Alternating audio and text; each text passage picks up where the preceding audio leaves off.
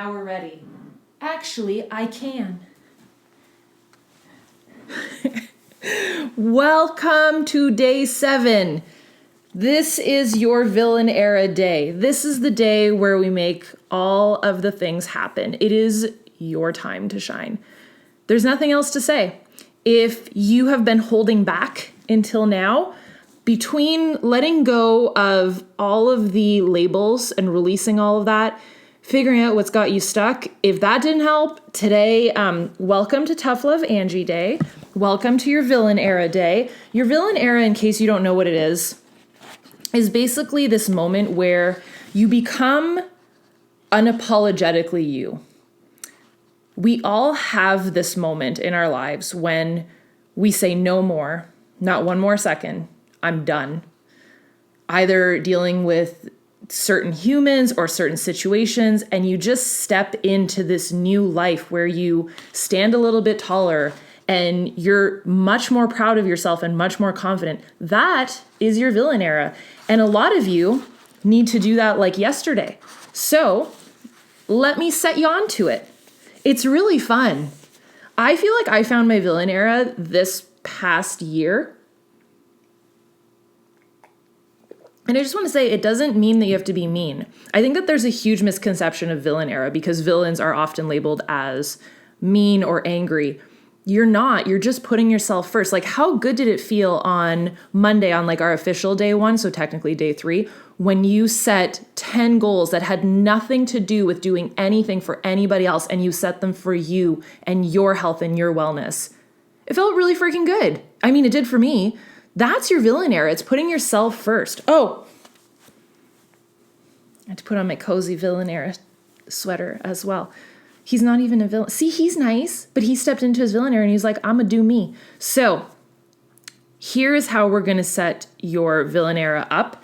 I am in I'm in the pink chapter right now, Lucky You. So there's also Lucky Girl Syndrome. We're not gonna go over that today. We're gonna go over villain era. So we go well into chapter 5 and we're gonna talk about it. Step 1 for your villain era. So there's a villain era cheat sheet in here. And then there's blank space for you to write, and you can also use the insert. I go over here because my insert's over here. So your villain era cheat sheet. Step 1, boundaries. This does not make you a bad person. If anything, you are setting what I would call a precedent. When you set a precedent, good or bad, people will tend to follow that. So if you allow BS into your life, people will know that you are the person that allows BS into your life. If you set precedents that you do not do that, then it won't happen. The best example I can give you is if you have certain people in your life, maybe one person that will call you. And when you see that number, you have immediate anxiety because you know it either means an hour's worth of your time of listening to somebody complain about their life, or just a waste of your time, or it just doesn't lift your spirit. If it does not raise your internal vibration of happiness or the number in your bank account, you don't want to do it. So you don't answer the phone, but you have that anxiety. Here is setting a negative precedent for yourself. Answering the phone. You've set a precedent. The person now knows that you'll pick up and listen to their life problems for an hour. You picked up the phone. You set a precedent. Boundaries would be putting your phone on airplane mode and honoring the time and the worth of your time and anything. If you want to clip your toenails and that is more positive to you, then you do that. That's your villain era, by the way. That is like, I'm doing me. Because if you want to protect your peace and you want to set those boundaries, then that's your prerogative. You don't owe it to anybody. You're not somebody's therapist. So that's just one example of boundaries. There's many examples of boundaries. You can set boundaries with yourself. If you're just working all the time and you don't stop to play video games, I'm thinking about my best friend across the street right now.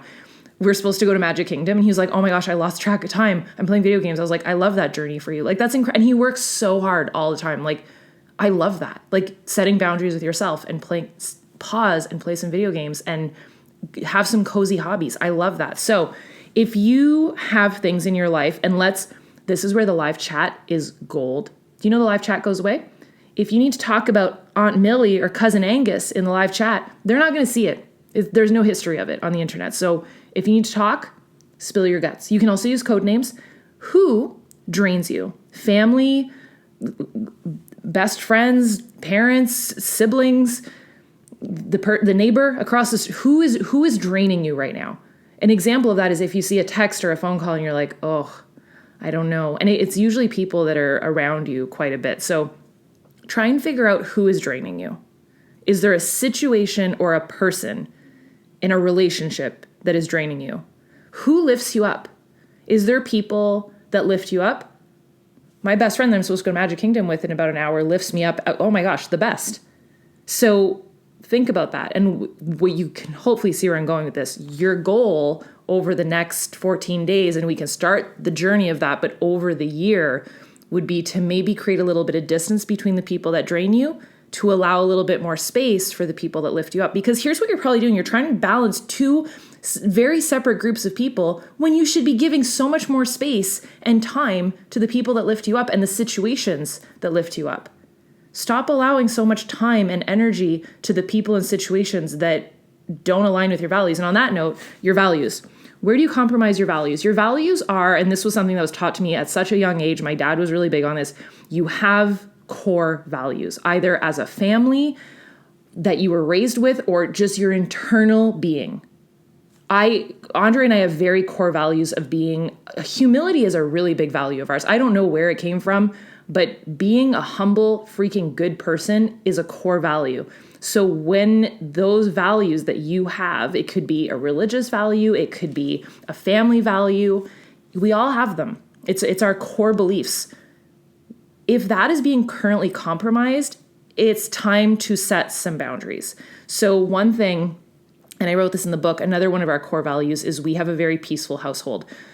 Again, I don't know where these things are stemmed from. It can be stemmed from your childhood and then you go the opposite route. I don't know. But what I do know is that compromising on your values chips away at who you are as a human being. And when you start to feel lost in life, it's probably because you've compromised one too many of your core values for other people or situations or circumstances. It's time to regain control. So, which values have you currently compromised on for a specific person, job, circumstance, situation? What are you compromising on? A great example is if you're allowing negativity, complaining, anger, yelling into your household and you're to your core against that, you're compromising your core values for someone else. And that includes, by the way, taking the phone call of someone that is just like freaking out and yelling and you allow that into your life. Does that make sense? Happiness. How can you protect your peace? So we're still on step one. How can you protect your peace? Where can you say no in your life a little bit more? By the way, in the dream life, I always give this example because I get this question a lot. I don't know how to say no. There is a full one-pager on all the different ways to say no in the Dream Life Blueprint. I don't have it in front of me right now, but there is literally a full page on like, if you don't know how to say no, here's a bunch of different ways to do it. So one thing that you can do that's a really easy way to say no is, and especially the best is if you're married, you just be like, I'll check with my significant other. You don't have to say significant other. You can just say like, I always just say, I'll check with Andre. And that's the truth. I do check with Andre. I want to see what his thoughts are on it. And then we give ourselves time to think. So if you don't know how to say no, just don't say no right away. Don't say yes right away. That was my biggest issue. I would say yes to everything right away. And then the time would come and I'd be like, what did I do? Stop saying yes right away. That would be my first tip. So happiness levels, how can you protect your peace a little bit more? Well, the biggest thing would be to stop saying yes all the time to everything else but yourself. If you're feeling at the end of the day that you are overwhelmed, you don't have time to even sit down, read a book, take a bath, play video games, paint, do whatever it is that you want to do, clip your toenails. If you don't have time for those things that, just bring you peace and joy and calm into your life, you're giving your time to something else. It truly is like you need to set boundaries because chances are you've given it throughout the day in different doses and you are lacking understanding the worth of your time, which is the entire premise of this whole book. It's just knowing your worth and that you are worthy of quiet time for yourself and you don't have to give those precious minutes that are so valuable. And maybe you just don't see the value yet, but they are valuable and you are valuable and your energy and your time and your peace is valuable. So stop giving away as though it's like pennies. It's worth a lot by the hour. You're worth a lot by the hour. So start acting like it. All right. Step 2, your villain aesthetic. Think of your favorite character in a movie that isn't necessarily like the lighthearted one, but just like one of my good friends, we were having dinner the other day. She's like, I love Maleficent. I was like, I love her too. Especially Angelina Jolie, Maleficent. Oh, gorgeous. I love, I'm trying to think. Oh, what's that? I always forget. Basic Instinct, the girl that crosses her legs in the scene. I had never seen it. And I was talking about this on a recent video and I said, like, I love 80s movies like Michael Douglas. And someone was like, have you ever seen Basic Instinct? Like the crossing of the leg. And I was like, I've actually never seen it. It's so good. But she's like, I would guess she's a villain, right? Like but she's like sexy. That's a villain era. So think of a character in a movie or a famous person, or it can be in a cartoon too. It can be in whatever you want. But that character, what do they look like? What do they wear? For me in that movie, Sharon Stone, her outfits, first of all, were very similar. We both don't believe in bras. Because I remember she was putting something on and she like just didn't have a bra. And I was like, that actually looks really nice. But like her clothes are so luxurious and she's just like effortlessly beautiful. And she's kind of crazy, but she just gives no Fs, which I kind of love. So that's an example of like, if there's a character in a movie that you're like, oh, yes. I'm trying to think of characters in movies that are like villains. The Hocus Pocus sisters are pretty fabulous. I'm trying to think of like another one. Agatha was really good. Oh gosh. Aubrey Plaza in Agatha this year. Oh my gosh, she's so beautiful. I just watched The Perfect Couple on Netflix. I love the level of crazy in that as well. Like Nicole Kidman in that is phenomenal. I love a good, if it's especially from the 80s, which I realized that was not, but from the 80s and like Crazy Lady. Cruella de Vil, love, other than the dog thing, but I love her and her. Oh, Devil Wears Prada. Yes. Please go bore someone else with your questions. So whatever that, if you're attracted to that villain and you're like, I like them and I don't know why, let's pinpoint that. So what do they wear? What do you think that they listen to, eat, enjoy on their off time? Like who are they as a person? And they're not mean. They just take no crap from anybody, which we all kind of crave sometimes. And I think that's why the villain aesthetic is so interesting and appealing to us. So if you were to think about what their house looks like, and like Miranda Priestley, her house is pristine and beautiful and quiet and so freaking luxurious and insane, like the staircase and what? So if you think about that, what can you do to your own space? Like what can you throw out? What can you be ruthless about is what I wrote in the book. Like get rid of stuff, get rid of the excess, clean your house, be ruthless about it to the level of if you were that meticulous as a villain, what would your house look like? I don't remember what's the girl's name in Sharon Stone? Like what's her character's name? I don't remember, but I love her house. Isn't it like a beach house? And notice that very few of these villains ever have a messy, cluttered house. They're very organized. They're very deep clean. They're very meticulous. And if that's something that you're attracted to in that villain, then that's how you step into your villain aesthetic. So deep clean your space and notice the power you have when you start to show up as that character, whether you dress a little bit more like that character, even if it just means, like I said, the Sharon Stone character. If I was to do a little bit less strapless rompers, fromp, and just a little bit more upscale, effortless luxury like she does, I would feel really good. So that's what I mean. And it could be a color, like if you want to wear more purple, it's complete. And I know it sounds weird, but when you step into that, your whole energy can change. It's like me whenever I do it very rarely, but if I wear heels, it's such a confidence move for me. Like the other day I wore the most fabulous heels to my friend's birthday and I just felt so good. I could barely walk. I was like a newborn baby giraffe, but I felt really good in them because they were very pretty. So do things like that a little bit more, especially if you're watching this in real time, especially headed into Valentine's Day and not for somebody else. Valentine's Day isn't for other people. It's for you to love yourself a little bit more. So villain aesthetic. Okay. So example. I just thought of another villain. Why does no one like this movie? Maybe I need to rewatch it, but Halle Berry as Catwoman is incredible. Michelle Pfeiffer as Catwoman is also, that's a really good example. So the example I said is, does she wear a sleek one-piece catsuit? Michelle Pfeiffer's catsuit is like incredible. But I'm a huge Batman fan, so I'm a little bit of a nerd. Is she fierce and does not back down? Does she eat healthy and have a great bod? Probably. So think about that. Like what is that villain aesthetic? Then toss out, donate any clutter, any excess, anything that does not create a minimal, sleek, villain aesthetic household. Would Edna Mode ever have clutter? No.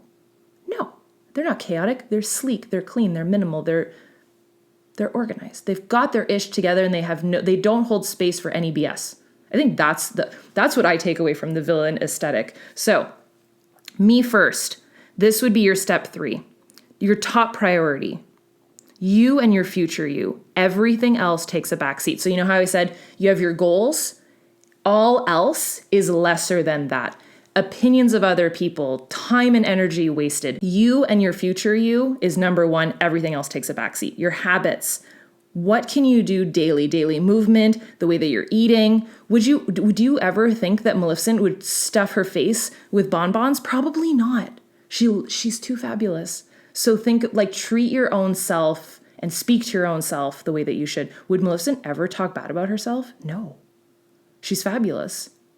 And have fun with this, okay? That's the whole idea, is that you can really start to embody this and take away these little pieces of all these villains that we know and love. Because the villains are great. It smells really good in here, by the way. Okay. Did anybody else like their Villain Era candle? So what can you prioritize? What habits can you implement into your routine? So healthy examples. One thing that I started to do, and this was a long time ago, is either light a candle, put on a nebulizer, and have my house smelling amazing. Your health, eating clean, meal prepping, daily movement, reading and creative time, walking, and time to feel and look good and to make your house feel and look good. All right, step 4, get your ish together. What can you eliminate and start saying no to today? What BS do you put up with way too much? It can be anything. It can be a messy house. It can be messy friends. It can be messy family members. What can you eliminate starting today? You are in charge of your schedule, no one else. You're in charge of it. So if other people are telling you how to live your life or what your schedule should look like and placing demands on you, step into your Villain Era today. If it does not raise your internal vibration of happiness or the number in your bank account, you say no. If it doesn't make you happy, say no. You don't have to do it. Would a villain do it? No, absolutely not. If it makes you happy, you do it. End of story. Life is short. So I heard this so long ago. I want to say I heard it on a podcast, but I barely listen to podcasts. So it might have been like a recording of a podcast somewhere else. There are only 52 Saturdays a year. If you are spending 3 of those going to baby showers and events that you don't want to, it's 3 too many. There are 52 Saturdays a year. If you want to spend that with the people that you love most or just with yourself, then that's your prerogative and that's amazing. Life is short. Stop bending over backwards for everybody else and stop doing things that you don't want to do. Saying no to texts and demands from family. No to taking weekends for other people. No to excessive gatherings or events. No to negativity and gossip. No to taking passive-aggressive treatment. No to saying yes when I'm already overwhelmed. That is your Villain Era. So are you ready to step into your Villain Era? What do they look like? What do they drive? What do they wear? How do they smell? What does their house look like? And become that person, or a variation of that person mixed with who you are. So between letting go of all of those limitations that we had in all of those labels, letting go of the anxiety and the fear and stepping into that unstuck schedule that we build for ourselves and now stepping into your Villain Era, I feel like we're ready for week 2. So if you already feel so much better just for 7 days of this, please let me know in the comments down below. Where were you on day 1? How are you feeling? And how are you feeling now? And where do you think you're going to be 1 more week from today? I told you we were condensing a lot into 2 weeks, but I'm already noticing the shift in you guys. I'm so freaking proud of you for showing up. And like I said the other day, grit is everything. Be the person that shows up day after day after day and stop worrying about all the things that you think you don't have. What you need to do is show up for yourself every single day. And you have now shown up for 7 days in a row for over 20 minutes daily. You have given yourself over 20 minutes a day of working on you. So you know how we try and do a 20-minute workout a day to get fit and feel good? You got to be able to work on your mind and your goals and your dreams as well. And you just did that for 7 straight days. And if you do feel different, you do feel more confident, that's why you put in the reps. So 1 more week of reps, 1 more week of focusing on you. And I cannot wait to see where you're going to be this time next week, because it's going to be a whole new you, a fresh start that you wanted. I promise it's going to be amazing. But let me know in the comments down below how you're feeling. If you have any questions or any hangups, I've got you headed into week 2. Drop it down below. That was one heck of an end to week 1. And welcome to your villain era. I love you, and I will see you tomorrow. Bye, dudes.